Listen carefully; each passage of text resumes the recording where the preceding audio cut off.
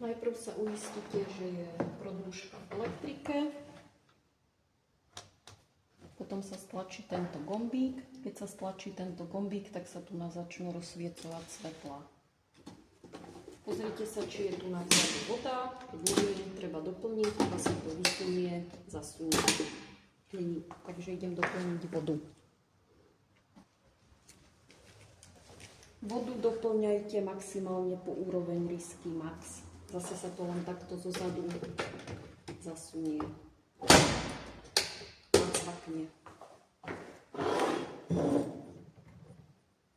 Jedna súčiastka treba zatlačiť, druhá súčiastka zatlačiť pevne dovnútra.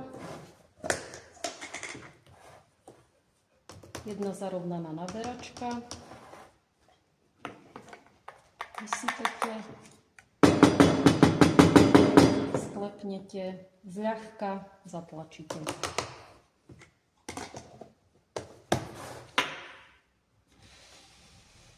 A potom tu je insert, tu je close.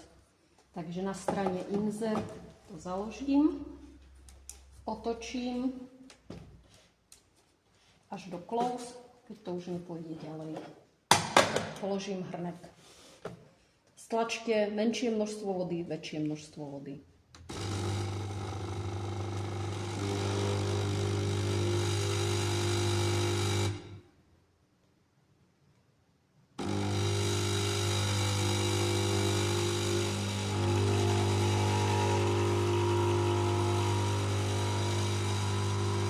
Eventuálne 2 kafe sa vám takto môže urobiť na 2 malé hrníčky.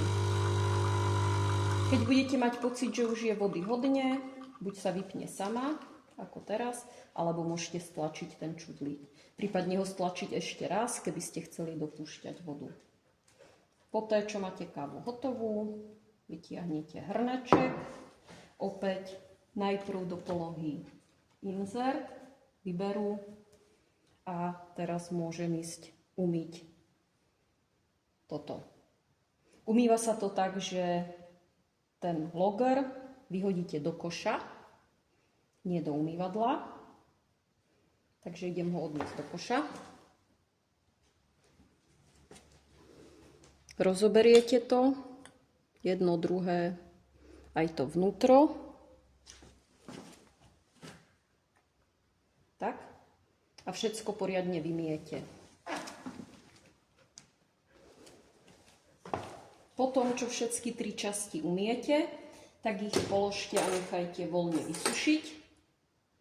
Ak by ste chceli kavovar použiť i hneď opäť, tak utrite túto súčiastku, pretože keď tam zostane voda, tak sa vám káva neurobí.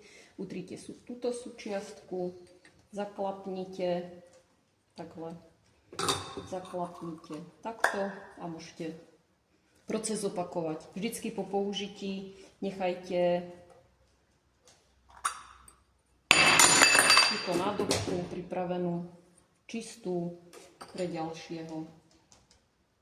Po procese vypnite kávovar a vypnite elektriku.